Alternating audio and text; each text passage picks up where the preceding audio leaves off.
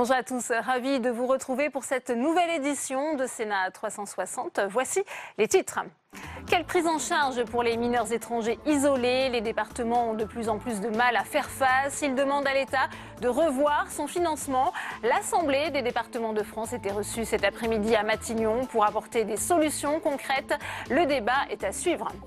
Annick Girardin à Mayotte, la ministre des Outre-mer va tenter de trouver une issue à la grève générale qui n'en finit pas.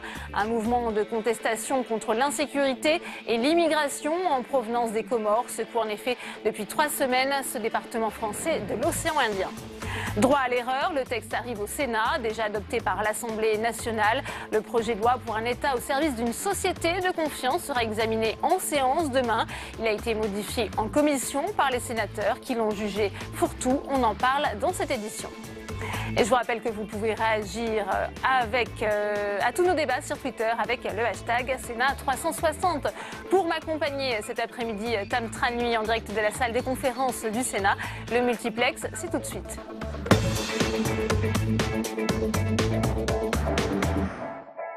Même depuis l'Inde où il se trouve en voyage officiel, Emmanuel Macron n'a de cesse de défendre sa volonté de transformer la France. Pour le chef de l'État, le rythme des réformes ne s'arrêtera ni demain ni le mois prochain. Alors que s'engagent cette semaine les discussions musclées sur la réforme de la SNCF et du statut de cheminot. Sa méthode bulldozer pourra-t-elle durer? Élément de réponse avec Samia Dechir.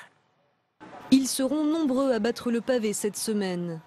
Sudrail et la CGT Cheminot ouvrent le bal aujourd'hui avec une manifestation contre la réforme de la SNCF. Ils seront suivis jeudi par les retraités mobilisés contre la baisse de leurs pensions et les personnels des EHPAD remontés contre leur manque de moyens.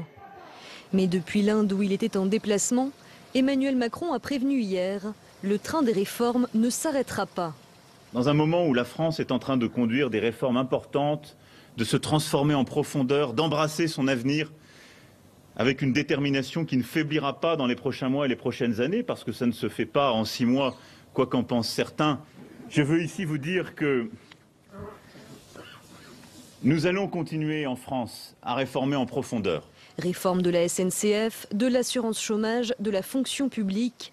Emmanuel Macron ouvre tous les chantiers en même temps. Le président veut aller vite, quitte à légiférer par ordonnance, comme il s'apprête à le faire pour réformer la SNCF. Il y a une avalanche de réformes, ça a une utilité tactique et puis ça a une utilité aussi stratégique. Ce n'est pas dans 2 ans, 3 ans ou 4 ans que le président de la République, qui aura forcément beaucoup diminué en audience dans les sondages, pourra lancer ces réformes. Une stratégie tous azimuts, quitte à prendre le risque de fédérer les différents mouvements sociaux. Le véritable test se fera la semaine prochaine avec une grève des fonctionnaires, des pilotes d'Air France et probablement de la SNCF le 22 mars. Et on va retrouver Tam Tranui avec Patrick Kanner, c'est le président du groupe socialiste ici au Sénat pour une première réaction à cette actualité. Oui, Patrick Kanner. Alors depuis l'Inde, Emmanuel Macron a dit que le rythme de réforme ne faiblirait pas. Est-ce que son rythme est le bon? La France n'est pas une start-up. Il faut la respecter, y compris dans ses institutions. Et aujourd'hui, on a l'impression que le président, avec le Premier ministre, va aller vite, très vite, peut-être même trop vite, y compris sur des textes qui sont annoncés, mais dont on ne voit pas la couleur. Une différence entre l'affichage et aussi la réalité des réformes? Des textes sont passés en Conseil des ministres qui vont être étudiés sur l'alimentation, la police de sécurité du quotidien, mais d'autres devraient arriver. La SNCF, mercredi prochain, les violences sexuelles, la réforme constitutionnelle. Il y a parfois beaucoup d'annonces. Et le risque, c'est que finalement, il y a une sorte de confusion qui s'installe dans l'esprit des Français. Le rouleau compresseur, le bulldozer, comme cela a été dit dans votre reportage, c'est une chose.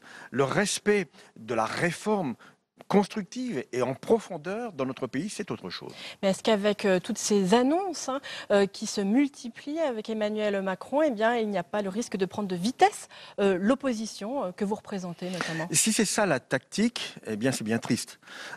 L'opposition dans un pays comme le nôtre mérite d'être entendue, d'être écoutée. Et si on veut faire une sorte de feu d'artifice de réforme pour éviter que l'opposition ne s'organise, eh bien c'est une erreur parce que finalement on va agréger toute une série d'oppositions. Avec les ordonnances, ce n'est pas le cas. Est-ce qu'il n'a pas pris de vitesse l'opposition, par exemple, en réformant le droit du travail de cette façon?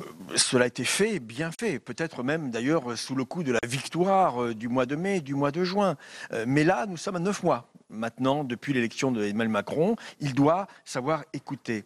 Non pas se poser, moi je suis favorable à la réforme, un homme de gauche est toujours favorable à la réforme, mais pas dans n'importe quelle condition. Et surtout, encore une fois, nous sommes ici au Sénat en respectant le poids du Parlement qui peut enrichir une réforme ou voire même dire non à une réforme si il lui semble qu'elle est mauvaise pour le pays. Est-ce que vous pensez également qu'il pourrait y avoir une grogne sociale avec des mouvements qui pourraient se fédérer entre les EHPAD, la grogne des retraités ou encore la SNCF bien sûr. Je ne parle pas au conditionnel. Cette grogne est en train de se fédérer parce que il y a beaucoup de réformes, mais au bénéfice de qui ? Est-ce que les Français, les petits retraités, est-ce que les salariés, les fonctionnaires aujourd'hui voient le bénéfice de toutes ces réformes? Au contraire, ils voient des menaces, ils voient des nuages noirs s'accumuler sur leur tête. Et donc, M. Macron, je pense, a mangé son pain blanc lié à l'élan de son élection. Maintenant, il faut savoir écouter. En tout cas, c'est le message que le groupe socialiste républicain portera dans les semaines et mois à venir ici au Sénat. Patrick Caner, beaucoup jugent le Parti socialiste mourant, mais il y a néanmoins une éclaircie ce week-end en Haute-Garonne avec cette partielle où le député socialiste sortant est en mesure de l'emporter face à la République en marche. Est-ce que c'est un avertissement pour la majorité présidentielle dans toute cette mouvance aussi? Je n'irai pas jusque-là, une élection partielle est une élection partielle. Mais par contre, le fait que notre candidat non seulement soit qualifié pour le second tour, mais ait amplifié son score, est un signe que, on peut croire encore dans la force du Parti socialiste. Notre congrès le démontrera avec son nouveau premier secrétaire. Bien, merci beaucoup Patrick Caner d'avoir répondu à mes questions.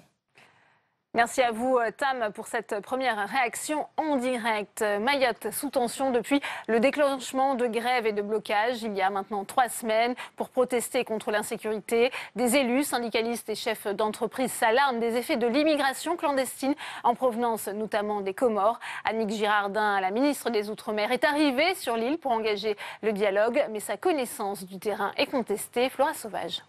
Dès son arrivée ce matin à Mayotte, les échanges entre la ministre des Outre-mer, Annick Girardin, et les manifestants sont tendus. Le collectif des citoyens à l'origine du mouvement de protestation lui reproche sa méconnaissance du territoire et exige la venue du Premier ministre ou du chef de l'État. Je sais ce que c'est que Mayotte parce que je suis venue une semaine, jamais vous avez vu un ministre venir une semaine. Donc je n'accepterai pas certaines remises en question de ma légitimité. Dans ce département d'outre-mer, où 84% de la population vit sous le seuil de pauvreté, la colère gronde. Depuis 3 semaines, Mayotte est paralysée par une grève générale. En cause, l'insécurité et les conditions de vie de plus en plus difficiles. Dans ce département français où un Mahorais sur 2 a moins de 17 ans et qui compte 27% de chômage, la population est à cran. Autre point de crispation, l'explosion démographique et la pression migratoire. À Mayotte, 42% de la population vient des Comores. Chaque année, la maternité enregistre 10 000 naissances, dont 70% issus de parents étrangers.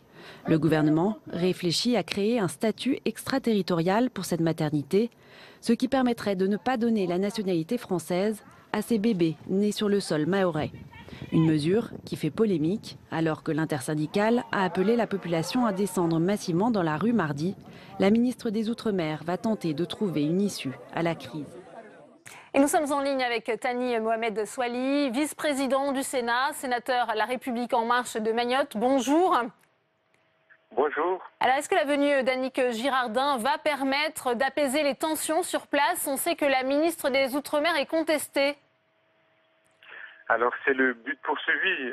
L'objectif de son déplacement, c'est effectivement de montrer que le gouvernement est à l'écoute de ce qui se passe ici à Mayotte et de contribuer à dénouer la situation. Sa venue est contestée par une partie effectivement de la population. Alors le motif mis en avant, la méconnaissance du territoire, à partir du moment où il y a le contentement généralisé, tout motif est bon pour contester. Et puis un ministre, fut-il des Outre-mer, par définition, on connaît plus son territoire que les autres territoires. Ça ne veut pas dire qu'elle n'a pas les éléments pour entrer en discussion avec les forces vives de Mayotte et puis de dégager des solutions. Aujourd'hui, l'intersyndicale dit que la sécurité n'existe plus à Mayotte. C'est la réalité de la situation, monsieur le sénateur, sur place? Alors c'est une situation à la fois d'insécurité et l'immigration clandestine que découvrent certains de nos compatriotes, notamment dans l'Hexagone, mais il faut savoir que c'est le quotidien des Mahorais depuis 15 à 20 ans. La sécurité augmente d'année en année, l'immigration clandestine augmente d'année en année depuis plusieurs années. Et aujourd'hui, comme on dit ici, la marmite est pleine et les gens ne supportent plus cette insécurité, d'autant plus que l'élément déclencheur, si je puis dire, a eu lieu il y a 3 semaines lorsque cette insécurité, cette délinquance s'est invitée au sein d'un établissement scolaire. Est-ce qu'il y a un risque d'explosion sociale aujourd'hui sur l'île? Les défis soumis à Mayotte, et ça ce n'est pas nouveau depuis 2 décennies, constituent un cocktail dangereux, un cocktail effectivement susceptible de provoquer une crise sociale, une tension vraiment vive. C'est un risque réel qu'il ne faut pas négliger et aujourd'hui la mesure a été prise de la situation et il faut tous ensemble œuvrer pour sortir de cette situation explosive et éviter qu'elle n'explose. Eh bien, merci, monsieur le sénateur, d'avoir été en ligne depuis Mayotte en direct avec nous. Dans le reste de l'actualité, aujourd'hui, eh bien, le Front National, vous le savez, qui a changé de nom, il va être rebaptisé Rassemblement National. Marine Le Pen espère ainsi terminer la refondation entamée après les échecs électoraux de 2017. L'annonce a été faite lors du 16e congrès du parti à Lille ce week-end. Un changement de nom qui n'entraîne pas un changement de doctrine. Les réactions des militants recueillies ce week-end au micro de Rabika. On ne les appellera donc plus les frontistes. Une bonne nouvelle pour ces militants qui espèrent que ce changement de nom permettra de rassembler au-delà du parti. Je ne suis pas nostalgique du nom Front National parce que c'est un nom qui faisait peur à certains militants, à certaines personnes qui ont hésité à nous rejoindre. Et là, je pense que les gens vont franchir le pas. On regarde le nom national et rassemblement, oui, ça nous paraît positif. La notion de rassemblement, c'est ce qu'on recherche quand même depuis des années. On va trouver enfin des alliés. Toute cette droite qui ne s'assume pas. Marine Le Pen, seule candidate à la tête du parti, a été réélue à 100% des suffrages exprimés. Pourtant, la défaite aux élections présidentielles a abîmé son image, mais les militants rencontrés l'assurent, elle reste la mieux placée pour mener le parti au pouvoir. Elle a montré son courage, elle a montré ses convictions bien évidemment, et je ne vois pas qui à part elle peut porter nos couleurs. Souvent on fait le reproche, elle a raté son débat, donc maintenant elle est disqualifiée. Mais moi je suis désolé, quand je vois François Mitterrand, il a raté des débats, il a été président par la suite. Jacques Chirac, il a raté des débats, il a été président par la suite. C'est bon, elle a fait 11 millions de voix.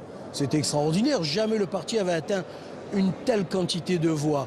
Hier, le parti a aussi définitivement tourné la page Jean-Marie Le Pen. Sans surprise, les militants ont voté à près de 80% des voix pour supprimer la présidence d'honneur, une fonction que le cofondateur du Front National a occupée pendant 39 ans.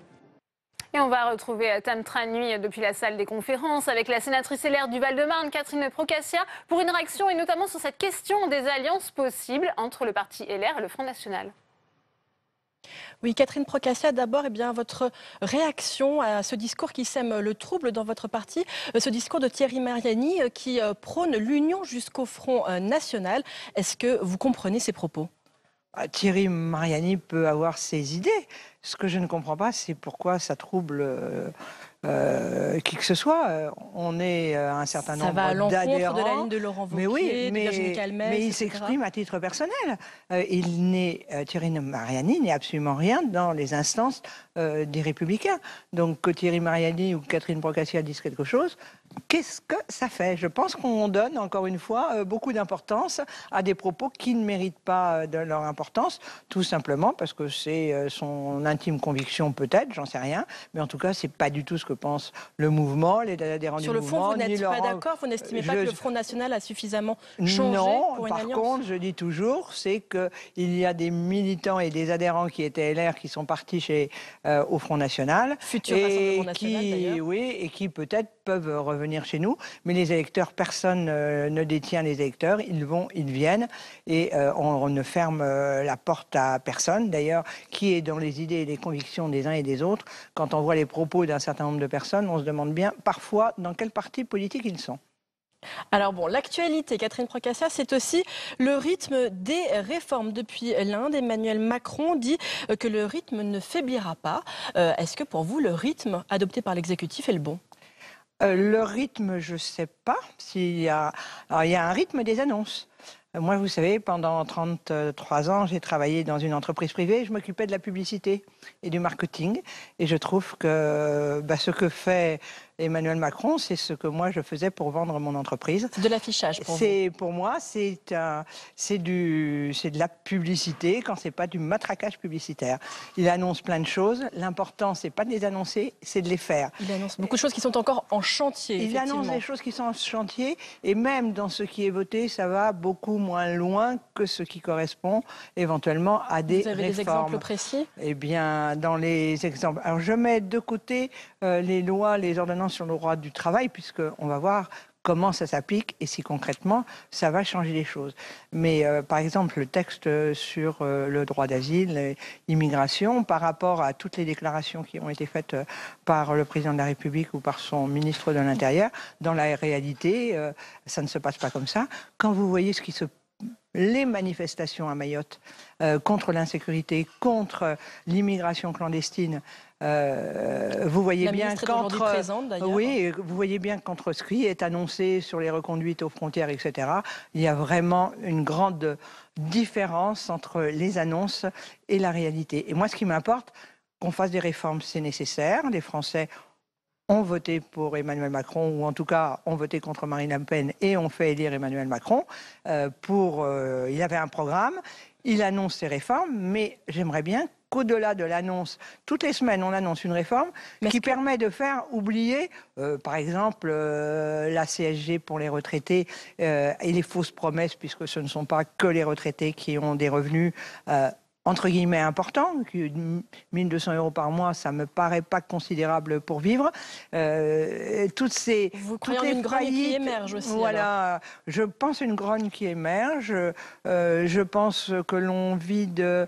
On a essayé de cacher ce qui s'est passé à Notre-Dame-des-Landes en disant Bure, on va organiser une autre concertation. Mais cette concertation à Bure, elle existe depuis la nuit des temps. Donc je crois il y a beaucoup d'annonces. Est-ce que ces annonces se concrétisent? Excusez-moi. Ça, c'est une grande différence entre les deux. Et j'aimerais pas que les annonces cachent la réalité. Merci beaucoup, Catherine Procaccia, d'avoir répondu à mes questions. Merci Tam pour cette réaction. Alors cette frénésie de réforme du chef de l'État va-t-elle se heurter à la grogne sociale qui monte dans le pays? Le débat tout de suite.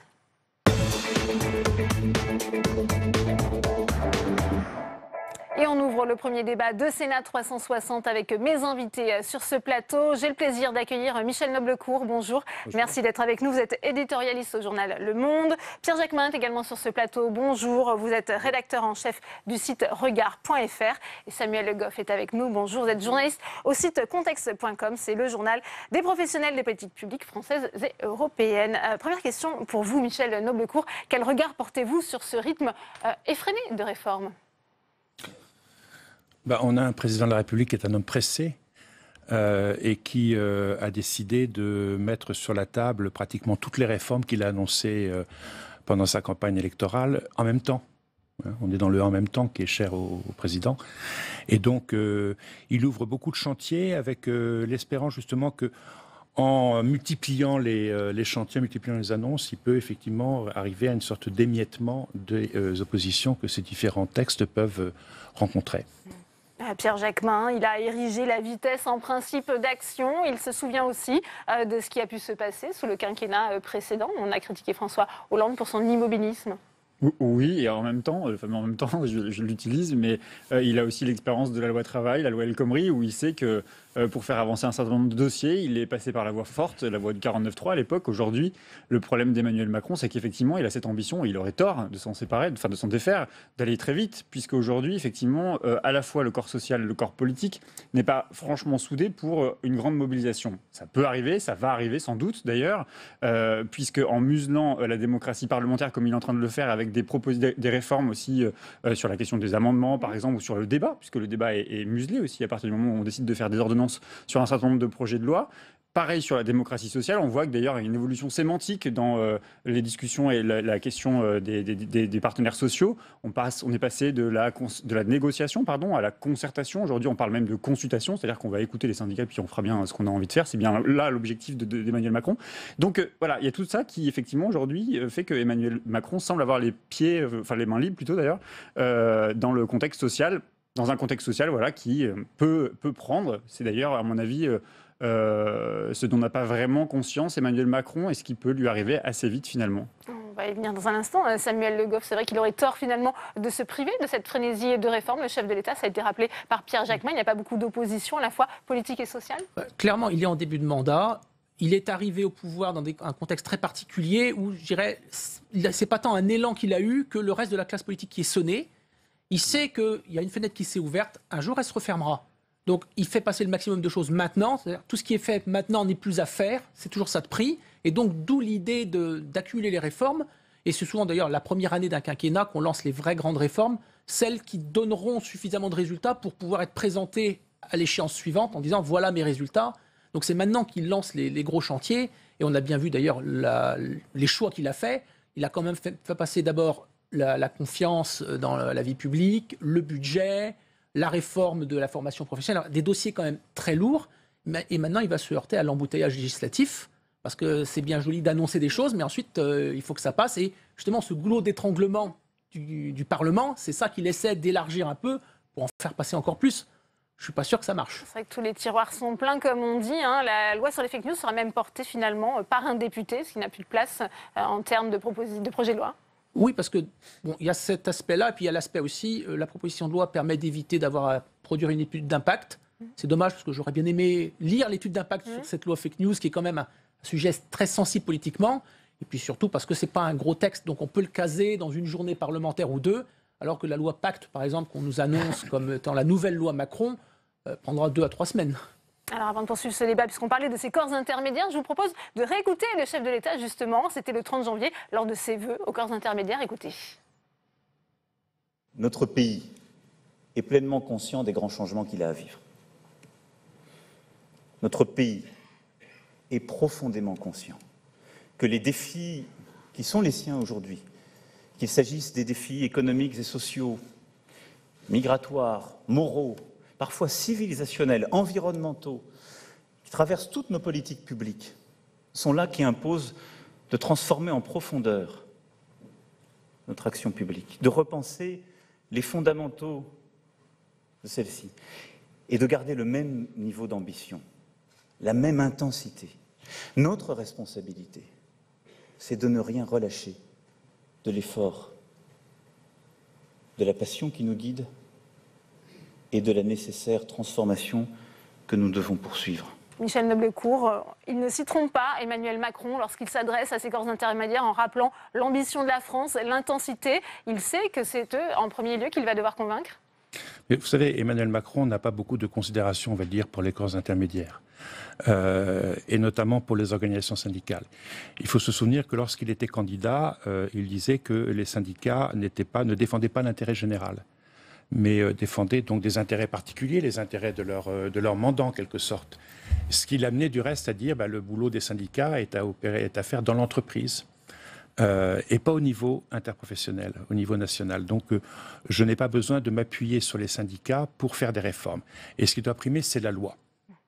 Et donc on a retrouvé cette démarche. Emmanuel Macron n'est pas un adepte de la démocratie sociale.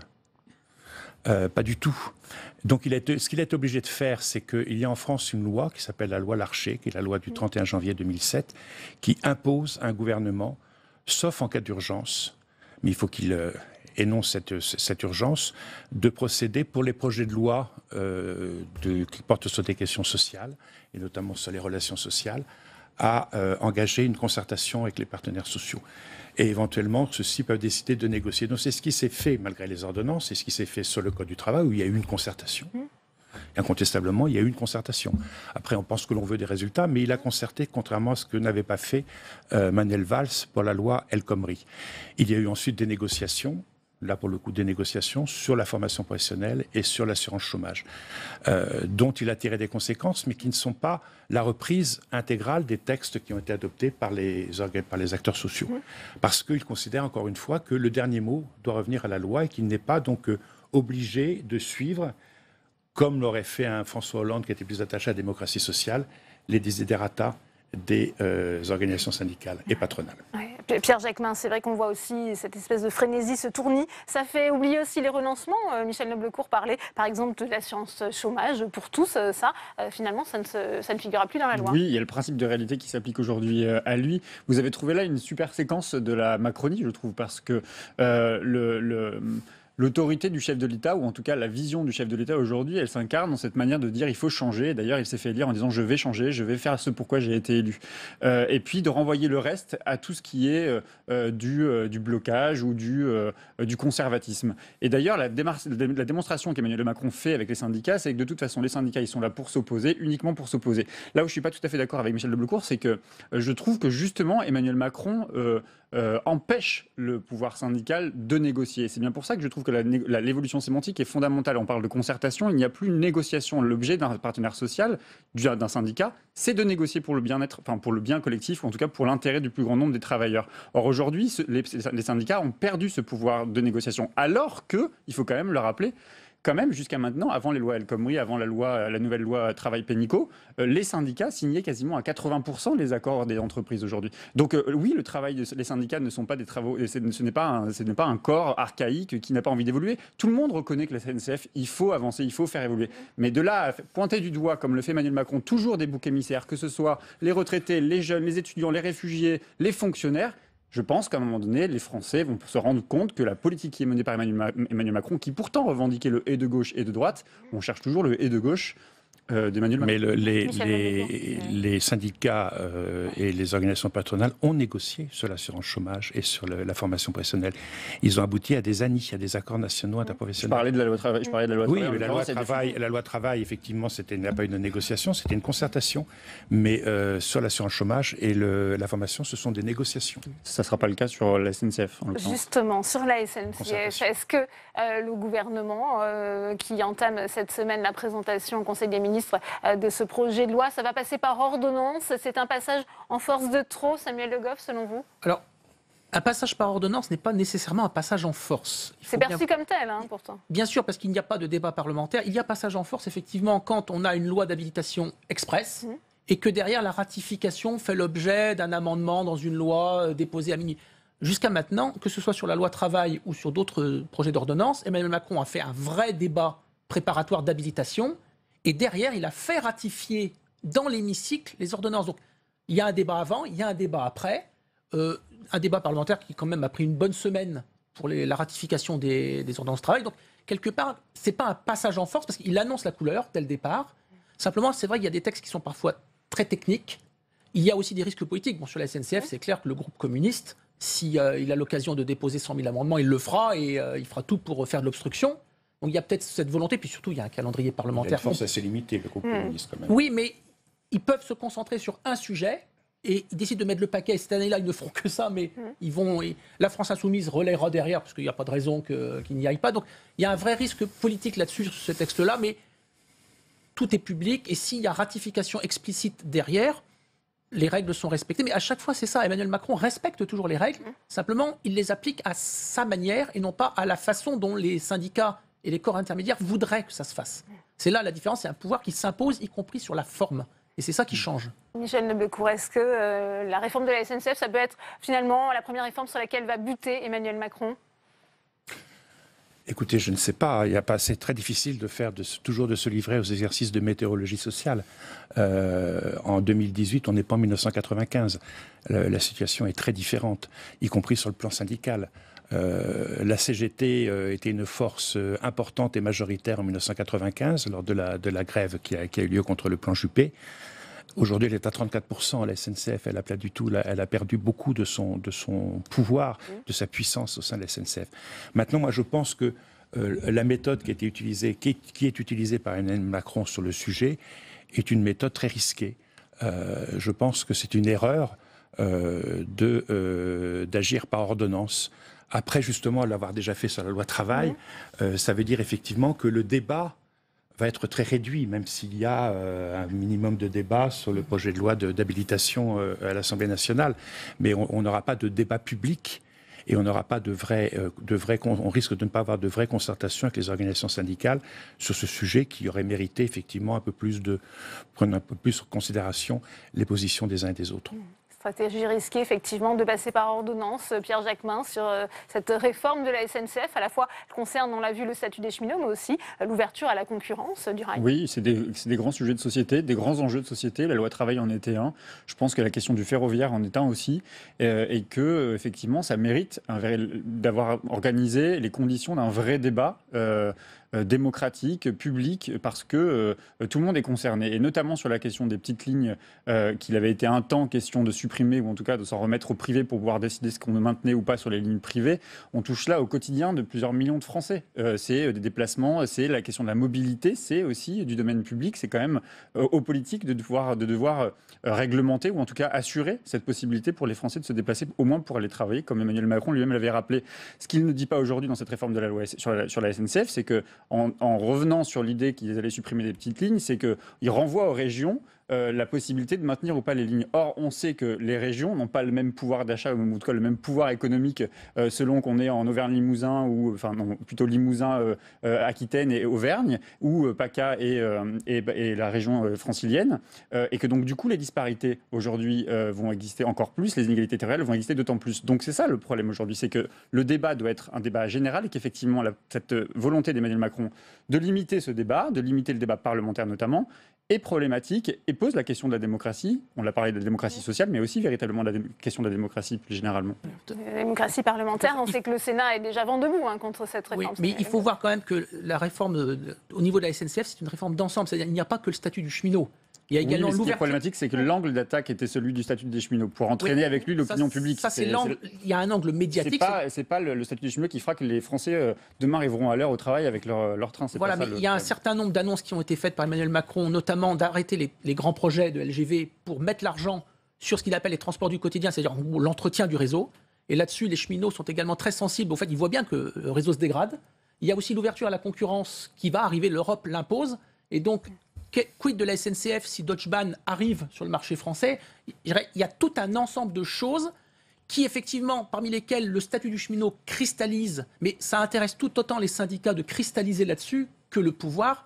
Mais derrière, c'est une réforme globale du système de transport français. Bien sûr. Et tout ça, ça passe pas par ordonnance. C'est d'abord une question de budget et de moyens financiers. Et pas seulement, je suis désolé, parce que par exemple, quand on estime qu'Emmanuel Macron apporte une nouvelle vision, il se revendique d'être pro-européen, il renvoie à la gauche contestataire d'ailleurs d'être anti-Europe, etc. Pourquoi, dans le cadre du ferroviaire, justement, on se limite aux seules frontières françaises? Pourquoi on accepte uniquement les directives européennes qui nous mettent face à la concurrence, effectivement, d'ici 2020-2022? Aujourd'hui, Emmanuel Macron, qui porte le projet européen, s'il veut le vendre du rêve, s'il veut ramener les Français à la question européenne, pourquoi ne défend-il pas justement l'idée d'un grand service public européen du fret ferroviaire? C'est ça aujourd'hui qui manque aujourd'hui à l'État aujourd'hui, à la politique d'Emmanuel Macron. C'est une vision des choses, c'est une vision globale, c'est une projection. Aujourd'hui, l'investissement français, il le met sur la question de la dette. On ne peut plus investir parce qu'il y a trop de dettes, alors qu'aujourd'hui c'est un pari sur l'avenir. Et c'est ce que ne fait pas Emmanuel Macron. Michel Noblecourt, on n'est pas encore en 95, on n'est pas en 95, vous l'avez rappelé, les choses ont changé, mais est-ce qu'il sous-estime justement la grogne sociale qui monte aujourd'hui dans le pays, puisqu'il y a aussi d'autres foyers de contestation, il y aura une grande manifestation aussi des EHPAD jeudi? Oui, la grogne sociale n'est pas encore à un niveau très élevé en France. Pas non plus exagérer la grogne sociale. C'est plus une grogne sociale qui est plutôt pour l'instant éparpillée.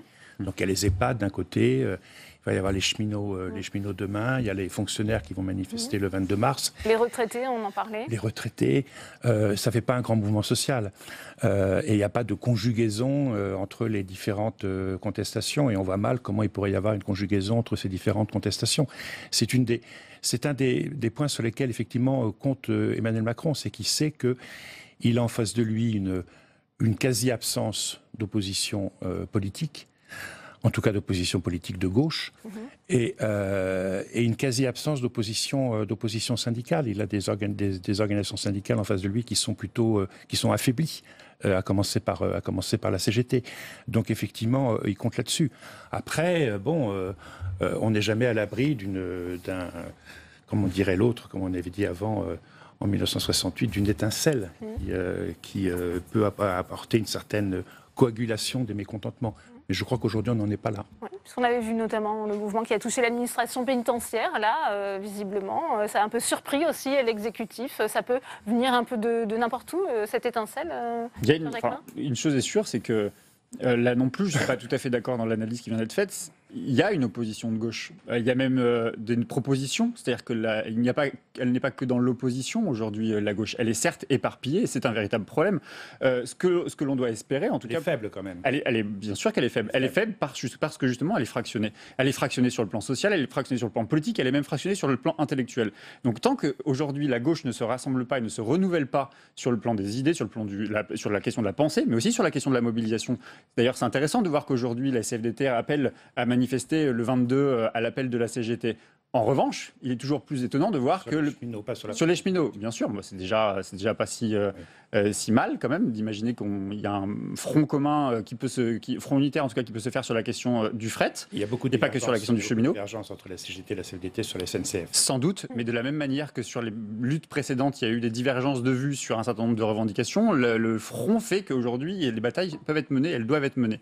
Or, il y a en revanche, on parlait des syndicats tout à l'heure, il y a le problème syndical et le problème des organisations syndicales. Il est aussi qu'il y a une certaine déconnexion. On l'a vu à la loi travail, déconnexion entre les militants syndicaux, je pense aux militants de la CFDT avec leur direction et ce que portait Laurent Berger. Aujourd'hui, on le retrouve du côté de Force ouvrière. Force ouvrière, on est quasi abandon d'ailleurs du secrétaire général de Force ouvrière, des revendications et des représentants de leur organisation. Ça, c'est problématique effectivement et ça ne participe pas véritablement d'un esprit collectif pour mettre à mal, ou en tout cas pour contrer l'offensive qui est celle d'Emmanuel Macron. Ouais. Est-ce que ce qui s'est passé en Haute-Garonne avec cette élection partielle qui a vu finalement le Parti socialiste arriver devant La République en marche, Samuel Le Goff, ça peut être aussi un petit avertissement pour l'exécutif ? C'est un avertissement comme quoi la vague qui a porté Emmanuel Macron l'année dernière et avec derrière une majorité parlementaire est en train de reculer et on revient sur les fondamentaux du terrain.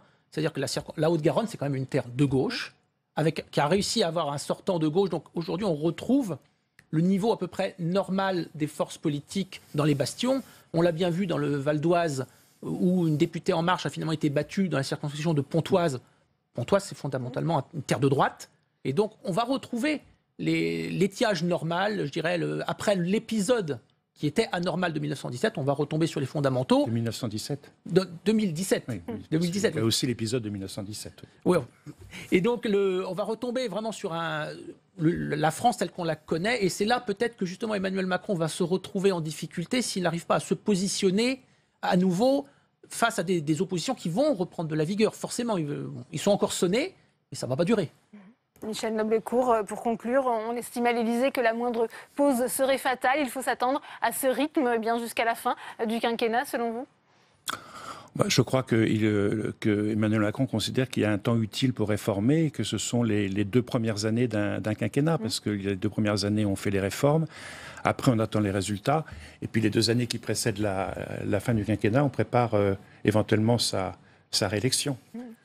D'où les mesures transformantes pour finalement engranger les résultats avant la fin du quinquennat. C'est comme ça qu'on les appelle à l'Élysée. Oui, c'est ça. C'est-à-dire que je pense qu'il veut faire l'inverse de ce qu'a fait François Hollande. C'est-à-dire François Hollande, il a fait une loi El Khomri qui n'était pas prévue, qui n'avait pas annoncé, qu'il a sorti à la fin de son quinquennat, en pensant peut-être que ça allait le relancer. Ça a plutôt été l'effet exactement inverse. Lui dit, non, il faut effectivement que dès le départ, je fasse les réformes que j'avais annoncées. Je ne peux pas lui faire le reproche qu'il n'a pas annoncé les réformes qu'il est en train de faire aujourd'hui. Il l'avait dit. Donc il fait ce qu'il avait dit. Après, on va voir là les résultats. Merci Michel Noblecourt, merci Pierre Jacquemin, merci à vous Samuel Le Goff. Et justement, on va revenir sur une autre promesse de campagne d'Emmanuel Macron, celle de réconcilier les Français avec l'administration en créant entre autres un droit à l'erreur. Il doit permettre d'éviter les sanctions sous réserve de bonne foi, une disposition qui a été intégrée dans un vaste projet de loi que les sénateurs ont largement remanié en commission. Les explications d'Audrey Vuettez. Le Centre des finances publiques, une administration qui effraie bon nombre de Français. Cela pourrait bientôt changer grâce au droit à l'erreur, une idée du gouvernement validée par l'Assemblée et par une commission spéciale de sénateurs. Concrètement, cela donne la possibilité à un particulier ou une entreprise de se tromper une fois dans ses déclarations à l'administration, sans faire l'objet de sanctions. Il y a une partie des Français qui ne connaissent pas les textes, qui ont des difficultés à mettre en place ou à répondre à certaines sollicitations des services de l'administration, auquel cas, je crois que ce que nous souhaitons, c'est que l'État soit un peu indulgent. On a besoin d'un État partenaire et pas un État censeur. Un droit de régularisation que les sénateurs, dans leur rôle, ont aussi donné aux collectivités territoriales et à l'administration de la sécurité sociale. La commission spéciale a aussi prévu un droit au contrôle. Les entreprises qui le souhaitent pourront demander à l'administration de s'assurer qu'elles sont en conformité, et ce, dans les 6 mois après la demande. Dernière touche du Sénat, il supprime le référent unique qui permettait à une administration de choisir une seule personne pour traiter toutes les demandes qui lui sont adressées. Une fausse bonne idée pour le rapporteur. On ne peut pas demander à un agent de l'administration de tout savoir. Savoir la réglementation au niveau fiscal, au niveau social, au niveau sanitaire. À noter que pour la toute première fois, le Sénat a légiféré en commission. La séance plénière qui s'ouvre demain sera consacrée aux explications de vote. Et on va retrouver Tam Tranu en direct de la salle des conférences avec le sénateur La République En Marche de Paris, Julien Bargeton. C'est à vous, Tam.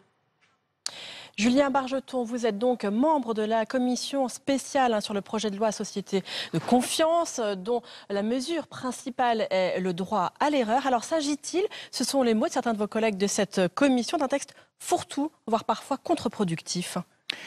Ce texte sur le droit à l'erreur est un texte très important parce qu'il permet de mettre en avant le thème de la confiance des citoyens, les entreprises, les associations vers l'administration, la confiance pour les agents publics dans leur métier et puis également la confiance dans l'avenir. Derrière des dispositions qui semblent techniques se cache en fait un texte assez philosophique et qui est un changement d'équilibre, qui est aussi un changement culturel qui est souhaitable, c'est-à-dire qu'on peut tous, dans une vie humaine, avoir le droit à l'erreur, pouvoir avoir des bonnes intentions mais commettre des erreurs et donc eh bien, l'administration en tiendra compte. Je crois donc que ce n'est pas un texte de simplification fourre-tout, c'est vraiment un texte qui veut entraîner une nouvelle logique. Mais justement, les rapporteurs jugent bien que l'intention est louable, mais ils doutent du caractère opérationnel. Est-ce que le droit à l'erreur, mesure centrale du texte, va réellement changer les relations entre l'administration et les usagers ?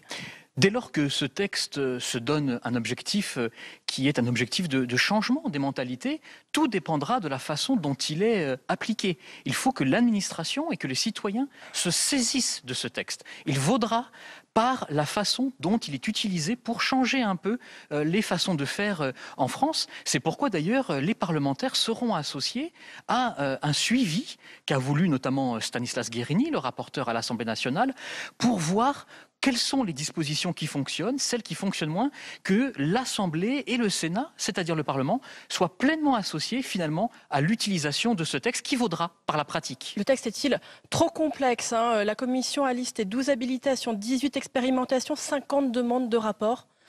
Ça va à l'encontre de l'esprit du texte d'ailleurs. Derrière ce texte qui peut sembler complexe ou qui peut sembler technique, se cache vraiment un changement de logique en France. Je le crois profondément. Vous savez que parfois les anglo-saxons disent que la France a beaucoup d'atouts, mais que finalement elle tolère assez mal le droit à l'échec et que l'échec est sanctionné, il est moralement jugé dans notre pays.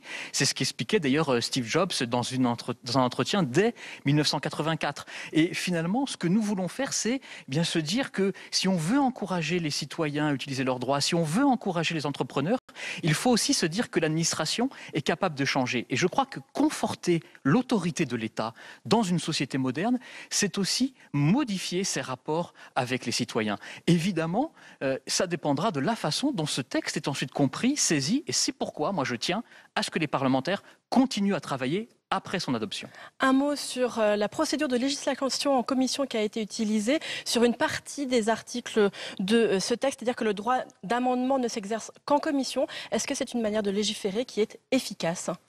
C'est effectivement très intéressant d'avoir mis en place cette capacité de légiférer en commission. Je crois que c'est un exemple à suivre pour la suite. D'ailleurs, on en parle dans le cadre des... Mais il y a des articles qui ont été supprimés contre l'avis du gouvernement lors de cette procédure. C'est le travail démocratique des parlementaires. Moi, je regrette certains éléments, notamment sur le rescrit. Nous verrons comment ce sera travaillé ensuite. Mais je crois que finalement, travailler en législation sur des textes qui peuvent être plus rapidement adoptés ainsi, c'est plutôt une bonne chose et c'est plutôt un exemple à suivre. Là, le Sénat a fait preuve d'innovation, d'expérimentation et c'est aussi tout l'esprit de ce texte. Eh bien, merci beaucoup Julien Bargeton d'avoir répondu à mes questions. Merci à vous, Tam, pour cette nouvelle réaction. Et Manon Laporte, avocate fiscaliste, conseillère régionale LR d'Île-de-France, est notre invitée. Le face-à-face, c'est tout de suite.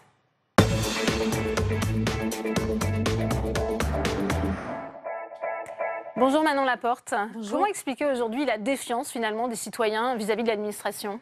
Ça comporte plusieurs facteurs. Vous avez la multiplicité des lois, des sources de droit, vous avez la complexité, vous avez la rétroactivité, ça change tout le temps, l'inflation fiscale, vous avez un certain nombre de facteurs qui font qu'il n'y a pas d'esprit de confiance, mais plutôt de défiance. Et puis on pense que l'administration fiscale est là pour sanctionner, plutôt que d'aider, de conseiller, d'accompagner les contribuables. Comment on peut changer justement ces relations? On voit que le gouvernement veut créer à travers ce projet de loi pour un État au service de la confiance. Cette disposition, on en a beaucoup parlé, du droit à l'erreur. Est-ce que c'est la bonne méthode, la bonne réponse? Oui, c'est une bonne réponse. C'est une tentative de réponse. Mais vous savez, la faculté de régularisation visée par l'article L62 existait déjà. Certes, là, le Parlement l'a ouvert à plusieurs situations de contribuables. Donc ça, c'est très bien. Cependant, je pense que le fond du problème, c'est l'instabilité fiscale. C'est une norme doit rester pendant 5 ans et pas une multiplicité. Et il faut arrêter de légiférer sans arrêt et faire confiance un peu à l'administration fiscale. Et l'administration fiscale doit être le partenaire économique des contribuables, des entreprises et des particuliers, ce qui n'est absolument pas le cas aujourd'hui. Comment on peut appliquer ce droit à l'erreur? Il faut aussi beaucoup informer les citoyens de ces nouvelles dispositions. Il faut les informer, il faut communiquer, il faut arrêter de les sanctionner en permanence, il faut leur donner la possibilité de régulariser à temps sans même des intérêts de retard, sans manquement délibéré. Et puis les informer de toutes les normes fiscales en cours. C'est surtout ça qui se multiplie. Parce que quand vous avez une norme fiscale, vous en rajoutez une à chaque fois. Au lieu d'en enlever une, vous les superposez finalement. On a vu que le Sénat s'est un peu inquiété justement, que ce soit finalement les administrés les mieux informés qui vont pouvoir bénéficier de ce dispositif. Les administrés, oui, c'est normal que ce soit les administrés qui bénéficient de ce dispositif. Mais c'est vrai les mieux informés. Les mieux informés, absolument, mais si vous voulez, il y a aussi un problème vis-à-vis des vérificateurs, parce que je discutais avec un vérificateur qui lui aussi était perdu avec toutes ces normes existantes, cette jurisprudence, ces instructions, cette doctrine administrative sans fin, et l'administration et les agents eux-mêmes ne comprennent plus les normes fiscales. Ils ne sont pas prêts justement à ces nouvelles... On ne peut pas tout savoir, nul n'est censé ignorer la loi, mais on ne peut pas leur demander de légiférer en permanence, d'interpréter la loi sans arrêt et d'appliquer les normes qui changent sans arrêt. Une inflation fiscale, si vous voulez. À vous entendre, on ne sortira jamais de ces contentieux. Ah non, dans ma tribune, si vous voulez, je suis très optimiste, ça fait quand même 10 ans que j'en parle. Il faut que l'administration fiscale change de mentalité et que Bercy, finalement, change de mentalité, qu'il y ait vraiment une confiance qui s'instaure.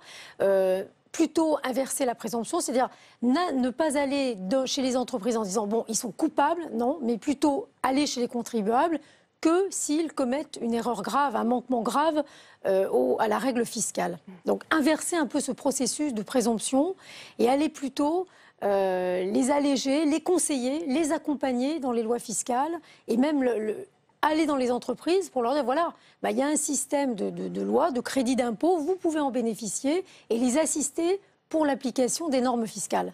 Ça serait beaucoup plus économique et beaucoup plus pédagogique comme système. Alors le Sénat en commission a également souhaité finalement étendre ce dispositif aux collectivités territoriales et puis également aux organismes de sécurité sociale. Ça vous paraît réaliste ?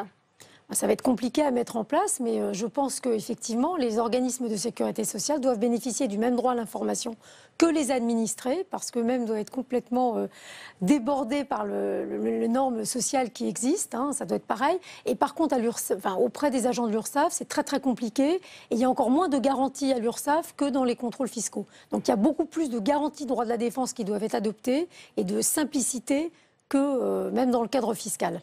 Alors le texte ouvre le droit à l'erreur, on vient d'en parler, il ouvre aussi le droit au contrôle, ça veut dire qu'on pourra demander soi-même à bénéficier d'un contrôle, c'est ça ? Ça existe déjà.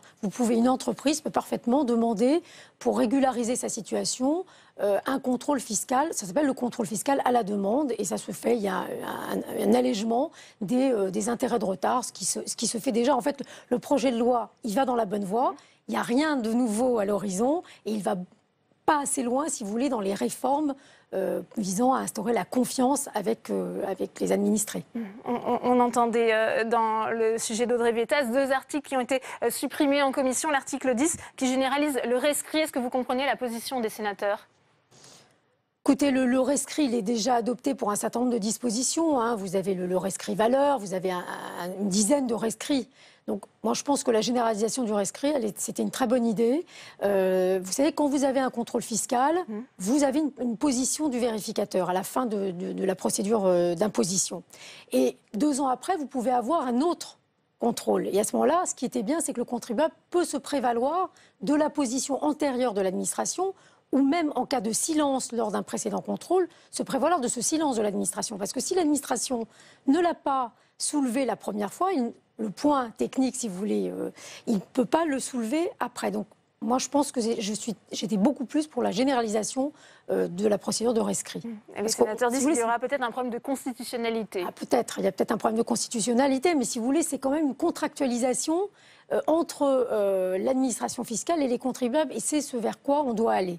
Autre modification des sénateurs en commission, ils ont également souhaité supprimer cette notion de référent unique. On entendait Jean-Claude Luche expliquer, le rapporteur centriste de ce texte, finalement, qu'on ne connaît pas son champ d'application. Est-ce que vous comprenez cette position ? Non, je ne comprends pas je comprends pas ce qu'on veut dire par là. Moi, je pense que je suis pour l'interlocuteur unique fiscal, pour la bonne raison que les administrés se perdent entre les services d'assiette, les services de recouvrement, en droit d'enregistrement, en droit de TVA, en droit d'impôt direct. Donc, si vous voulez, il y a une multitude d'interlocuteurs et je pense que ça complexifie énormément le système fiscal et le nombre de procédures d'ailleurs. Hein. Donc, ça lui donne une forte responsabilité aussi à ce référent unique, c'est ce qu'a voulu dire le Sénat. Oui, ça lui donne une forte responsabilité, mais après tout, c'est les administrés qui comptent. C'est la responsabilité aussi du dirigeant et on doit lui alléger au maximum les procédures et les formalités. Je veux dire qu'un dirigeant, il n'a pas que ça à faire d'aller, si vous voulez, aller voir 3 ou 4 interlocuteurs pour mener à bien la vérification des lois fiscales ou payer l'impôt. Donc, pour moi, c'était une bonne mesure. On a commencé cet entretien par cette question sur cette défiance des citoyens vis-à-vis de l'administration.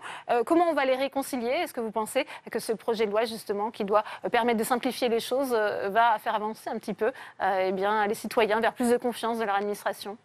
Oui, je pense qu'on va dans la bonne voie, mais on ne règle pas les problèmes de sécurité fiscale, d'inflation fiscale et de complexité, parce que finalement, c'est la complexité qui engendre la fraude fiscale. Et donc, si on veut vraiment maintenir un climat de confiance et non pas de défiance, il faut commencer par régler les problèmes de fond. Mais cet empilement, c'est aussi un mal français, c'est ce que vous me disiez. Il faut s'inspirer parfois des législations européennes, notamment aux Pays-Bas. Aux Pays-Bas, si vous voulez, vous avez un audit fiscal qui se fait. Vous avez un vérificateur qui est là au moment de l'entreprise, au moment de la clôture des comptes. Et ça permet de fluidifier les relations et d'éviter les contrôles a posteriori. Et c'est ce système de contractualisation qu'il faut absolument mettre en place avec les entreprises. Eh bien, merci beaucoup pour votre éclairage, Manon Laporte. On va passer à présent au second débat de Sénat 360. Il concerne cette prise en charge des mineurs isolés. On va d'abord voir dans un premier temps comment elle se passe sur le terrain. Vous voyez ce reportage réalisé aujourd'hui à Paris auprès d'une association qui doit jongler entre financement de l'aide sociale à l'enfance et subventions de la ville pour accueillir une trentaine de mineurs. Elle s'inquiète aussi de leur avenir une fois la majorité atteinte. Fabien Riquer. T'as des petits yeux, on voit que t'es fatigué. Depuis qu'il travaille dans la restauration, Azrat se couche tard. Arrivé adolescent en France, il a d'abord dormi dehors. D'hôtel en foyer, ce jeune Afghan a finalement été pris en charge par l'aide sociale à l'enfance. Dans cet accueil de jour, des éducateurs l'accompagnent dans ses démarches administratives. Tu seras autorisé à continuer de travailler après le 17 juin si tu as fait la demande auprès de la préfecture compétente. Ici, je suis content, ça fait 2 ans que je suis là, je suis content avec les éducateurs, j'ai rien vu de mal, ils sont gentils. Azrat vient d'avoir 18 ans, âge à partir duquel il doit obtenir un titre de séjour s'il veut pouvoir rester en France. Une source d'angoisse après un parcours déjà difficile. C'est parfois un véritable chemin de croix pour pouvoir arriver à 18 ans et obtenir un titre de séjour sur le territoire français. Et ces dernières années, nous constatons également un profil psychique des jeunes de plus en plus dégradé en lien avec leur parcours migratoire de plus en plus chaotique et de plus en plus difficile. Tu t'installes là, Christy ? Christy a quant à lui encore un peu de temps, il n'a que 16 ans. Arrivé d'Albanie en 2015, il est scolarisé dans une classe d'accueil dans un lycée à Paris. Ce matin, il est venu faire le point sur son projet professionnel. Je voudrais faire la mécanique du bateau. Bon, les profs m'ont dit qu'on ne peut pas trouver sur Paris, il faut regarder ailleurs. Je suis venu pour regarder avec mes éducateurs. Cette association accompagne 30 mineurs isolés pour le compte de la ville de Paris. Comme Azrat et Christy, les jeunes vivent dans des appartements en semi-autonomie. Quand les jeunes arrivent sur notre service, on pense déjà au départ à demain quand ils vont se retrouver tout seuls et qu'ils puissent enfin savoir faire à manger et entretenir un appartement, du linge seul. Au début, c'est un peu difficile parce que tu n'es pas habitué, tu es habitué de vivre avec les gens, mais après, ça va, tu vas t'habituer. Christy et Azrat espèrent tous deux un avenir en France. L'accompagnement porte en tout cas ses fruits. Depuis sa création en 2014, aucun jeune suivi par ce centre parisien n'a été reconduit hors du territoire.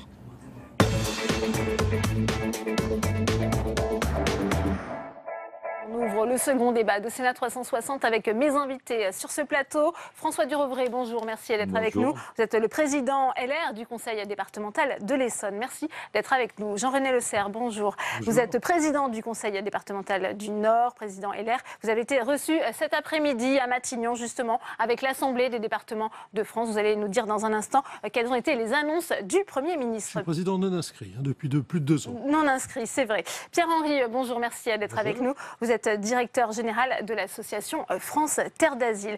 Première question pour vous, Jean-René Le Serre. Que vous a dit justement le Premier ministre? On sait que vous étiez très attendu sur les arbitrages concernant le financement et la prise en charge de ces mineurs isolés. Alors on avait une réunion qui était une réunion qui portait très largement sur les problèmes qui aujourd'hui préoccupent beaucoup les départements, c'est-à-dire les mineurs non accompagnés, bien sûr, mais aussi les allocations individuelles de solidarité, mais aussi la réforme de la fiscalité. Donc les thèmes étaient nombreux. C'était une réunion de prise de contact, si je peux m'exprimer ainsi, puisque les départements ont présenté des revendications qui étaient les leurs. Le gouvernement, pour le moment, leur a présenté ce qu'il pouvait faire pour leur venir en aide.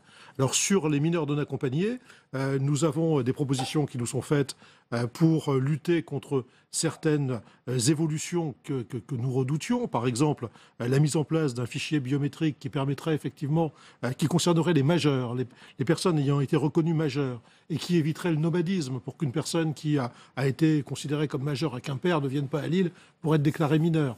La volonté de mettre en place des procédures qui soient des procédures de même nature dans chaque département pour que les méthodes utilisées soient les mêmes, de façon à avoir une jurisprudence qui soit une jurisprudence beaucoup plus égale et équitable entre les départements. Aujourd'hui, on sait que d'un département à l'autre, le nombre de personnes déclarées mineures peut évoluer de 10 à 100%, par exemple. Et le problème de l'accompagnement financier. Alors sur l'accompagnement financier, le gouvernement est prêt à s'engager sur tout ce qui concerne la mise à l'abri et l'évaluation, mais pour le moment ne va pas plus loin. Ce qui veut dire que devant le risque d'évolution de ce phénomène de migration, que nous ne contrôlons en aucune manière, nous autres départements, nous risquons d'être très rapidement très démunis. Donc on l'a dit au Premier ministre. Et puis vous savez, nous n'ignorions pas le problème d'abord humain et de solidarité qui se pose, mais il n'en reste pas moins que parallèlement, on nous dit si vous augmentez de plus de 1,2% vos dépenses de fonctionnement, vous serez frappé par la sanction financière. Dans mon département, ça va jusqu'à 50 millions d'euros, la sanction financière.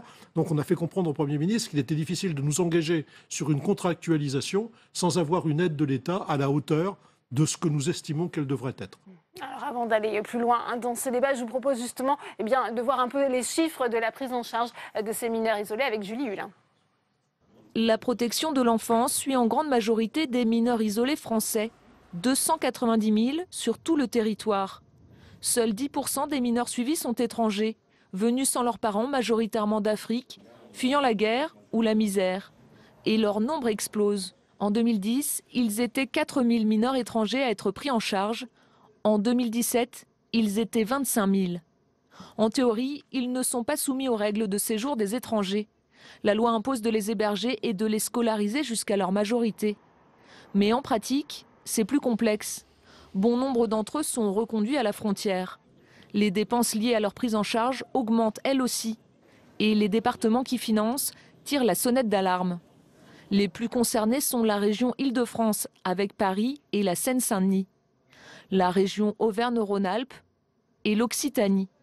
Les structures d'accueil sont saturées et ne permettent plus d'accueillir les autres bénéficiaires de l'aide sociale à l'enfance. Et j'accueille sur ce plateau Catherine Delanoë-Daoud. Bonjour, vous êtes avocat au barreau de Paris, co-responsable du pôle mineurs isolés étrangers de l'antenne des mineurs, si je ne me trompe pas. Bienvenue à vous. On continue ce tour de table, François Durovray. Quelle est la situation dans votre département et que pensez-vous finalement de cet entretien, des annonces d'Édouard Philippe ? Les annonces sont évidemment bien insuffisantes. Le problème pour les départements se pose depuis plusieurs années désormais. Pour un département comme le mien, nous avions en 2015 200 mineurs non accompagnés. Nous en avons aujourd'hui 800. Et au-delà de la question financière, puisque pour un département comme le mien, nous sommes passés d'un budget de 8 à 32 millions d'euros, il y a des questions techniques. Comment on fait pour accueillir correctement ces mineurs non accompagnés, et nous ne disposons pas forcément des locaux, mais aussi, au-delà de ces questions techniques, pratiques, foncières, des questions qui concernent nos éducateurs, parce que ce sont des professionnels qui sont spécialistes dans la protection de l'enfance, et donc qui s'occupent de mineurs qui sont parfois très jeunes, et qui ont connu des difficultés dans leur vie, liées principalement avec leurs parents, et qui aujourd'hui doivent faire face à une nouvelle population qui a d'autres problématiques, parce que ce sont des jeunes qui ont traversé souvent la Méditerranée dans des conditions extrêmement complexes et qui ont d'autres problématiques auxquelles ils ne sont pas habitués d'être confrontés. Donc aujourd'hui, le problème, il est évidemment financier pour les départements, mais il n'est pas seulement financier, parce que nous n'avons pas toutes les réponses à apporter pour prendre en charge cette population et faire face à des phénomènes, à des problèmes qui sont de nature humaine et humanitaire, mais aussi à des problématiques de filière que nous rencontrons. Et pour un département comme le mien, par exemple, nous avions quelques mois encore en arrière des jeunes qui venaient plutôt de zones de conflit. Mais aujourd'hui, les jeunes qui arrivent viennent davantage du Maghreb ou de Côte d'Ivoire et ont donc d'autres motivations liées à des filières et à des passeurs et des motivations qui sont principalement économiques. Donc nous voyons que là, les départements doivent faire face à des problématiques qui ne relèvent pas seulement de la protection de l'enfance, mais aussi de politiques migratoires qui relèvent de l'État. Catherine Delanoë-Daoud, et pourtant Jacques Toubon a rappelé que ce sont d'abord des enfants avant d'être des étrangers, ces mineurs non accompagnés. Je ne peux que souscrire bien sûr à ce que dit Monsieur Jacques Toubon, puisqu'en effet ce sont d'abord des enfants et qu'il est très regrettable de parler de flux et de chiffres et de politique migratoire quand on parle d'enfants qui doivent d'abord être pris en charge, comme la loi le prévoit, quelle que soit la nationalité, leur statut administratif, par l'aide sociale à l'enfance qui est gérée par les départements. Pierre-Henri, justement, il faut peut-être aussi prendre quand même, malgré tout, cette question de politique migratoire. On sait que les départements de droite demandent aussi au gouvernement de démanteler ces filières.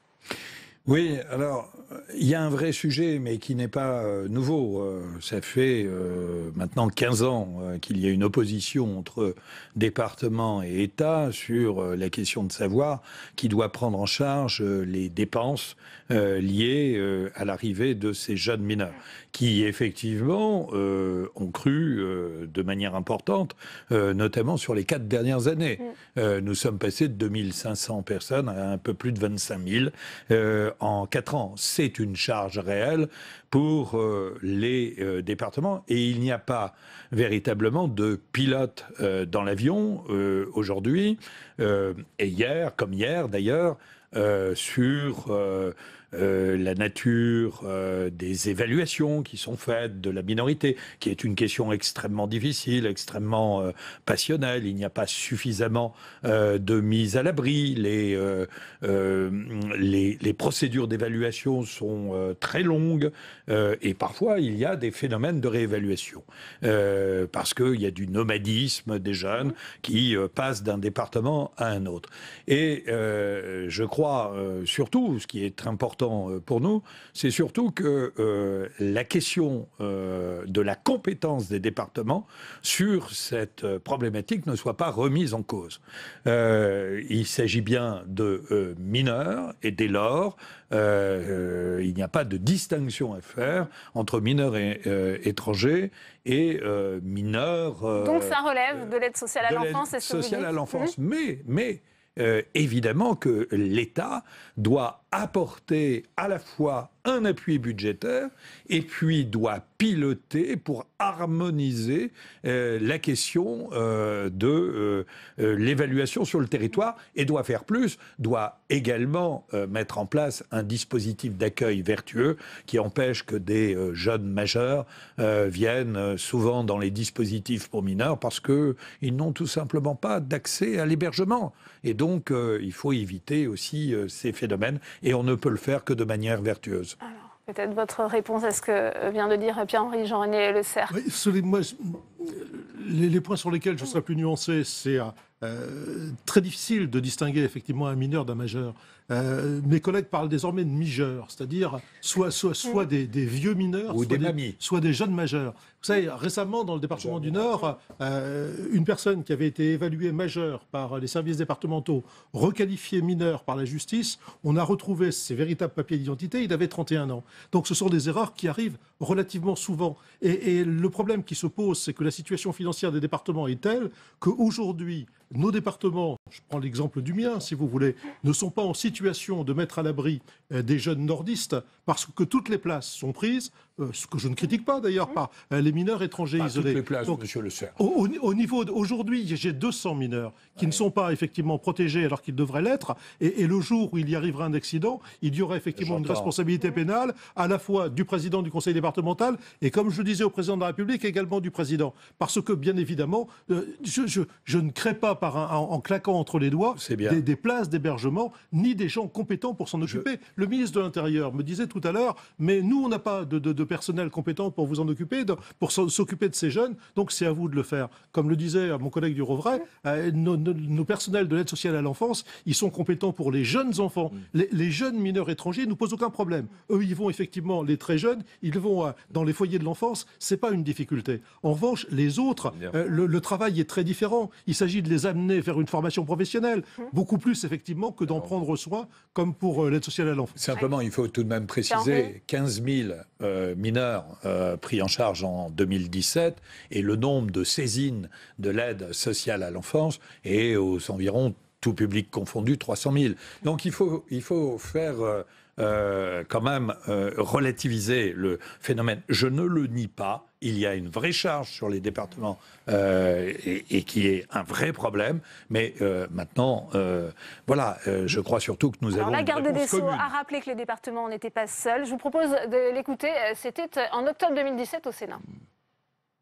Avec l'abondement à 6,5 millions d'euros, à hauteur de 6,5 millions d'euros du Fonds national de financement de la protection de l'enfance, qui est destiné à prendre en charge l'évaluation et la mise à l'abri qui est assumée par les départements.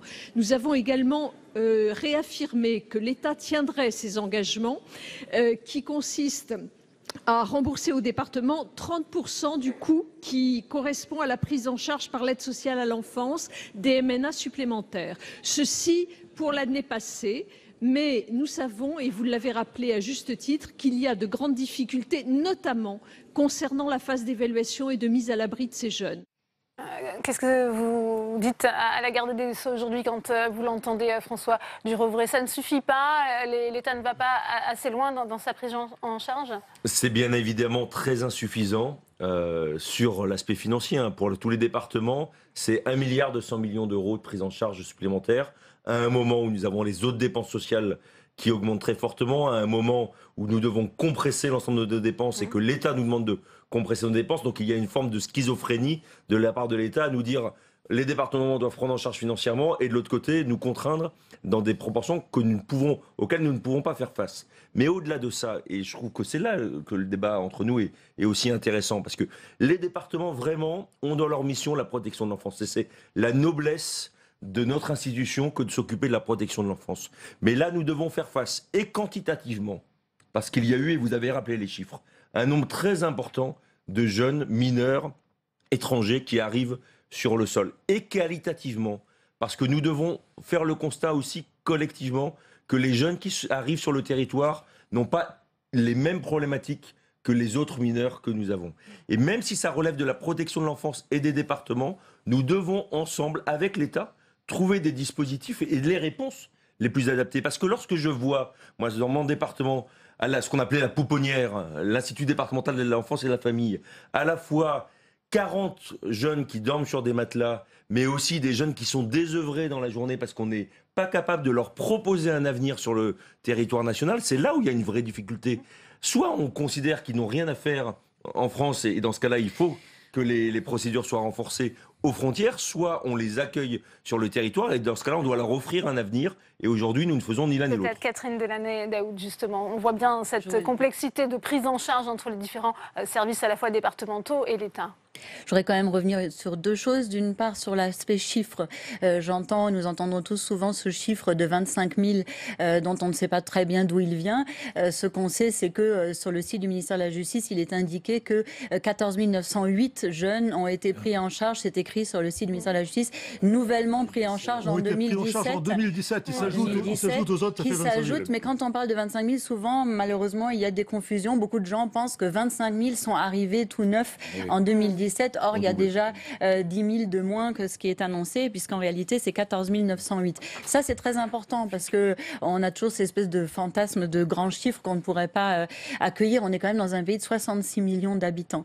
Deuxième chose, sur l'aspect qualité, j'entends autour de la table le fait que ce ne sont pas des jeunes comme les autres, ce sont d'abord des jeunes. Ce sont d'abord des jeunes qui ne viennent que pour être scolarisés, pour avoir une formation, et tous ceux qui les entourent, que ce soit les associations, les enseignants et les avocats, on constate tous que ce sont des jeunes qui, après avoir survécu à tout ce à quoi ils ont survécu, c'est peut-être pour ça qu'en cela que ce ne sont pas des jeunes comme les autres, ils ont un parcours aussi, parfois ils ont quitté leur pays depuis 3 ou 4 ans.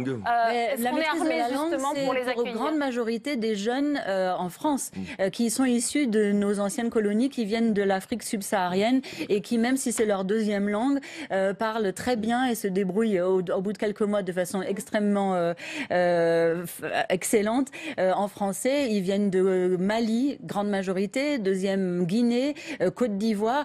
Voilà des jeunes qui parlent le français et qui, là j'ai encore un jeune, il est en première S.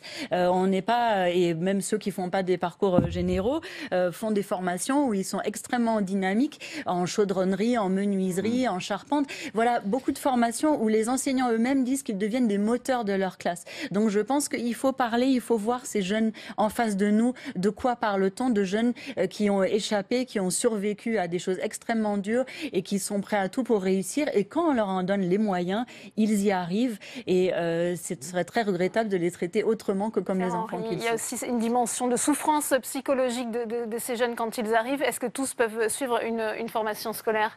Non. Et puis surtout, il y a le passage à à la 18e année et à l'âge adulte et au titre ou non de séjour.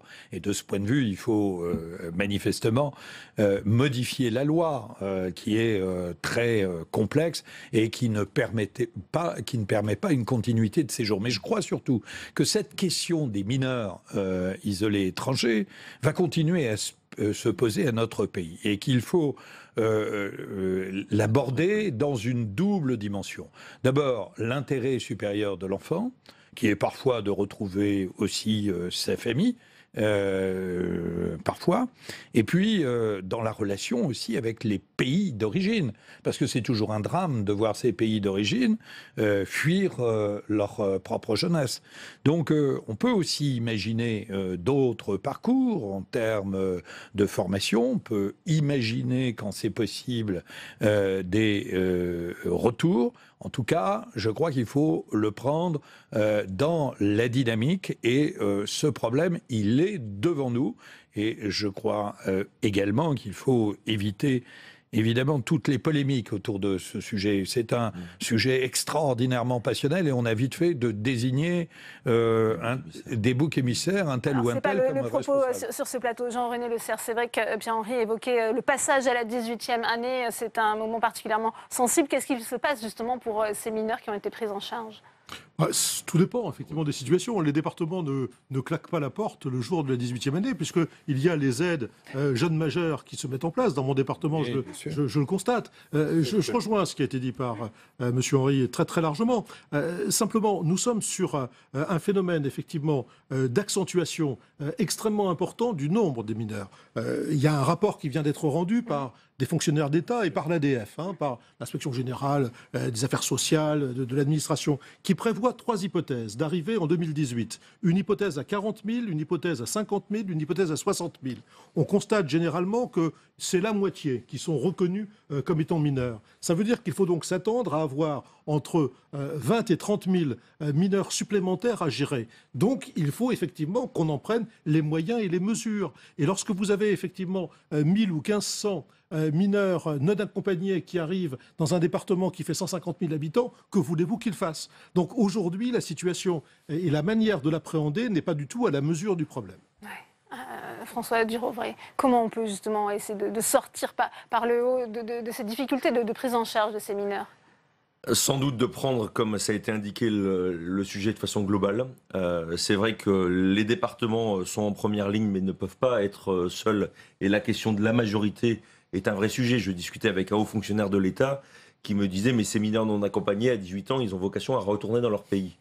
Ce qui quand même pose question, même par rapport à l'engagement financier porté par les collectivités. Un mineur non accompagné, c'est entre 20 et 60 000 euros par an de charges publiques. Et quand je dis ça, évidemment, je vois avec l'aspect financier, mais ça ne retire à rien à la question humaine. Et se dire que le pays, les départements investissent de l'argent pendant 2 ans, 3 ans pour ces mineurs, et que derrière, au fond, c'est pas de formation et éventuellement le retour au pays, moi je trouve que la question, elle mérite d'être posée en amont. C'est-à-dire, soit on a la capacité, et dans ce cas-là, il faut qu'on offre un vrai avenir à ces mineurs sur le territoire, et beaucoup ont envie de s'engager et de faire leur vie en France, soit on considère qu'il y a des filières, et d'ailleurs des fois c'est les deux choses à la fois, qu'il faut aussi démanteler, parce que ces jeunes ils seraient utiles dans leur pays, de réussir l'avenir de leur pays, parce que malheureusement, c'est beaucoup des jeunes les plus formés ou c'est les plus capables de relever leur pays qui quittent aujourd'hui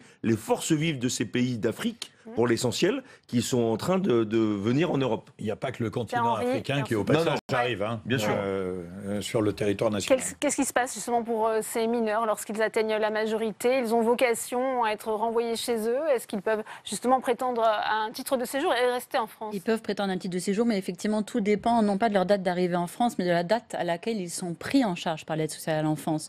D'où la très grande importance de toute cette période dans laquelle ils attendent qu'on reconnaisse leur minorité réalité, ça peut, pour certains, si on va jusqu'à la cour d'appel, leur faire perdre 1 an de leur vie. Et cela est particulièrement important parce qu'effectivement, d'après les textes actuels, si vous êtes pris en charge par l'aide sociale à l'enfance avant l'âge de 15 ans, vous pouvez demander et avoir droit à la nationalité française à 18 ans. Si vous êtes pris en charge, encore une fois, pas arrivé en France, mais pris en charge par l'aide sociale à l'enfance avant l'âge de 16 ans, vous avez droit à un titre vie privée familiale qui vous donne aussi droit au travail.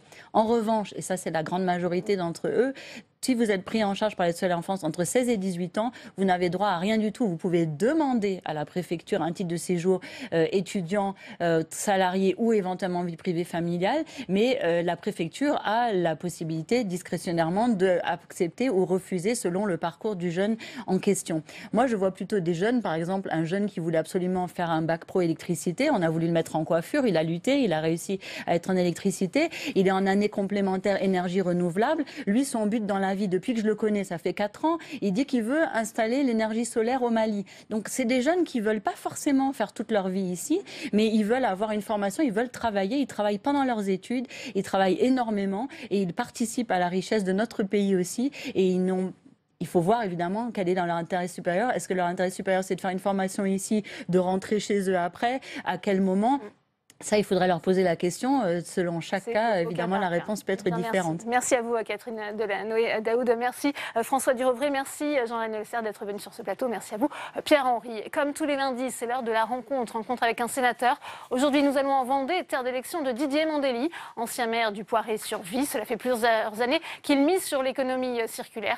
Des circuits courts aux panneaux solaires, une expérience qu'il espère voir étendre à d'autres collectivités. Reportage de Quentin Calmy.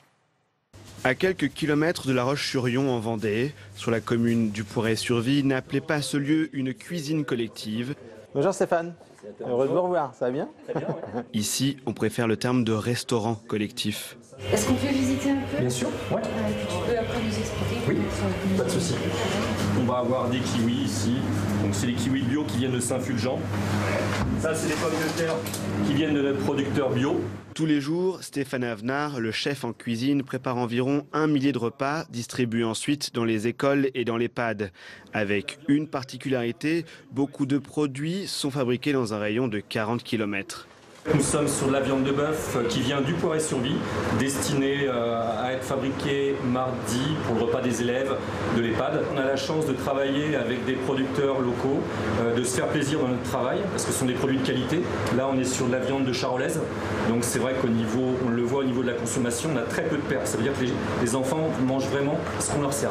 Pendant près de 15 ans, Didier Mandelli était maire du Poiré. Devenu sénateur, il réfléchit aujourd'hui à développer ses circuits courts, mais selon lui, il faut avant tout être pragmatique. On voit bien que la restauration ici, on l'a créée en 2008. En 10 ans, nous sommes parvenus à 30% de production bio, enfin produits bio, et 60%, disait Stéphane, en produits locaux. C'est-à-dire qu'il a fallu 10 ans, ça s'est fait progressivement. Il faut aussi que les producteurs locaux puissent intégrer la démarche, la comprendre, se l'approprier. Il faut que les équipes aussi, voilà, le personnel et tous ces gens-là soient vraiment au cœur de la démarche, parce que ça ne peut pas s'imposer, il faut la vivre. Un modèle de restaurant collectif basé sur les circuits courts que Didier Mandelli aimerait voir transposer à de multiples secteurs d'activité dans son département. Panneaux solaires, fabrique de revêtements pour les routes, valorisation de la filière bois ou encore future usine de méthanisation. Dans tous ces exemples, un point commun, l'économie circulaire. Quand bien même le produit final coûterait aussi cher, et je dirais même un petit peu plus cher, c'est pas grave. Parce que derrière, il y a des emplois, il y a le développement de l'économie locale avec des agriculteurs, des coopératives, des produits qui devraient être peut-être exportés pour certains ou enfouis. Donc là, on est vraiment dans le vertueux. Ici, le bois est coupé dans un rayon de 150 km pour être revalorisé. Sur les 300 tonnes consommées ici chaque année, 250 viennent directement de la commune du Poiré. L'idée de départ, c'est de sauver le bocage. Et pour sauver le bocage, il faut trouver une valeur économique aux haies du bocage et au bois du bocage. Le bois, c'est quelque chose qui est difficile à faire, c'est physique. Et donc, il y a toute une mécanisation qui s'est mise en place, à la fois de la production du bois, mais aussi des chaufferies, avec autour d'une filière qu'on appelle bois déchiqueté, qui permet d'avoir un système presque entièrement mécanisé, de l'arbre jusqu'à la chaudière. En fait, vous êtes un sénateur écolo, monsieur Mandelli. On peut dire ça. Vous pourriez siéger au groupe écolo? Non, non, parce que alors, pour être très clair là-dessus, j'ai souvent été considéré comme l'écolo de service. Je pense que l'écologie, c'est quelque chose qui est complètement transversal et qui doit transcender les partis politiques. Et ce qui est regrettable, c'est que tous les partis politiques n'aient pas intégré dans leur programme ou dans leur projet de moyen et de long terme ces questions-là qui sont essentielles. Dans chacun de ces exemples, l'installation d'une entreprise a permis de nourrir ou de créer de nouvelles filières au plan local. Une économie circulaire que le sénateur défend désormais en commission de l'aménagement du territoire et du développement durable, directement à la Haute Assemblée.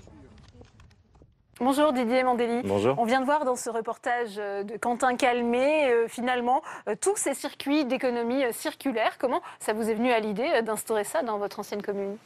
En réalité, c'est une évidence qui s'est imposée avant même que je ne sois élu, puisque dans mon activité à la fois personnelle et professionnelle, ce sont des principes, je ne vais pas parler de préceptes, mais des questions de bon sens que j'ai pu mettre en œuvre à titre personnel, donc sur un plan familial ou professionnel, et qui de fait ont été, quand j'ai été élu, simplement transposés sur l'ensemble des actions que j'ai pu mener en tant que maire. Est-ce que c'est facile à faire accepter par la population ? En fait, il faut faire œuvre à la fois de pédagogie, être totalement transparent sur la démarche, et puis prendre en compte avant tout l'intérêt du citoyen, parce qu'il faut donner du sens à cette démarche. On ne la fait pas par hasard, c'est pas un dogme ou une idéologie particulière, c'est simplement remettre souvent d'ailleurs en pratique des choses de bon sens que ceux qui nous ont précédés mettaient en œuvre. Je pense par exemple au désherbage thermique, ça se pratiquait à une certaine époque. Et puis toutes les questions qu'on peut aborder dans une collectivité sont des choses, j'allais dire, au quotidien qui peuvent facilement être adaptées ou aménagées en fonction de ces considérations-là. On a vu le cas de la restauration collective avec ces circuits courts. Est-ce que c'est facile à faire accepter par la population et notamment par la loi, puisqu'on sait que le projet de loi sur l'alimentation prévoit 50% de bio d'ici à 2022 ? Oui, alors, quand on a engagé ces démarches-là il y a un peu plus de 10 ans, quand on a, entre guillemets, récupéré la partie restauration pour nos écoles et l'EHPAD, qu'on a regroupé, en fait, la loi ne permettait pas de faire tout ce qu'on souhaitait. Et pour être très clair, notamment sur la question des procédures d'appel d'offres, etc., ça n'était pas très souple. Et je serais tenté de dire que nous sommes quelque peu passés outre pour, malgré tout, permettre aux producteurs locaux de s'engager et de nous engager sur ces filières courtes avec des produits de qualité. Il faut une loi justement pour inciter les autres communes à faire du bio dans les cantines. Ça doit nécessairement passer par une loi ? Pas forcément. Enfin, le législateur ou l'exécutif doit fixer des orientations. Il faut tendre vers. Donc ça veut dire que ça repose aussi beaucoup sur le volontariat. C'est vrai que la loi doit fixer un certain nombre d'éléments, de contraintes ou d'objectifs, mais en réalité, ça repose avant tout sur les hommes et les femmes. Et en fait, ce que j'expliquais dans l'intervention tout à l'heure, c'est qu'il faut un peu de temps pour s'approprier ces démarches-là. Et moi, j'ai toujours dit que je préférais un produit local qu'un produit bio qui viendrait de l'extérieur. Donc, parce que la démarche qualité, c'est aussi la valorisation des circuits courts avec les producteurs locaux de proximité. Est-ce que ça a un impact aussi sur le prix, sur le financement justement de cette restauration collective ? Très clairement, nos coûts n'ont pas augmenté pour avoir fait... alors on a créé l'espace restauration en 2008. Donc en 10 ans, en réalité... on n'avait pas de référentiel précédent, si ce n'est les associations qui géraient. En réalité, on a des coûts similaires à ce qui se pratique ailleurs parce qu'on travaille de façon différente. On travaille par exemple avec des nouvelles techniques qui sont plus tout à fait nouvelles maintenant, mais qui sont par exemple des cuissons de nuit, des cuissons lentes, où on respecte la matière. On va beaucoup moins gaspiller de produits. On fait une économie de 15 à 20% de produits, ce qui permet de prendre en compte le surcoût de ces produits de qualité. Et puis on va jusqu'au bout de la démarche, c'est-à-dire que on travaille beaucoup sur le grammage, il y a très très peu de gaspillage, même si on a un pavillon de compostage pour aller jusqu'au bout de la démarche après. Mais en réalité, on travaille vraiment au plus près des besoins alimentaires, dans le cadre du plan de nutrition santé, mais voilà, on évite les gaspillages, on travaille sur des techniques qui nous permettent d'économiser de la matière, et ce qui fait qu'au final, le coût n'est pas supérieur au prix classique d'un repas. Est-ce que vous arrivez à exporter en quelque sorte ce modèle d'économie circulaire dans les autres collectivités de votre département ? Alors, Sur un certain nombre de sujets, parce qu'en réalité, dès 2002, on a été par exemple commune pilote pour le zéro phyto, on a été on a pratiqué ce qu'on appelle aujourd'hui les écoquartiers depuis 15 ans, enfin, sans le dire, mais en le faisant. Sur le plan de l'assainissement également, on a mis en place des techniques innovantes. Et c'est vrai que, alors en particulier sur la restauration, parce que c'est le plus simple à mettre en œuvre pratiquement, eh bien, on a essaimé un peu, on a été commune pilote, on a formé des personnes de restauration, par exemple des communes voisines, dans le cadre du pays. Et puis on a essayé, on a servi de référence aussi par rapport aux producteurs qui pouvaient, à travers notre exemple, dire aux autres collectivités, c'est possible, au Poiré-sur-Vie, c'est 30% quasiment de produits bio et 60% de produits locaux, de proximité. Donc voilà, c'est possible quand on a la volonté politique de le réaliser. Imposer ces idées au sein de la Commission du développement durable au Sénat, ça fait son chemin là aussi ?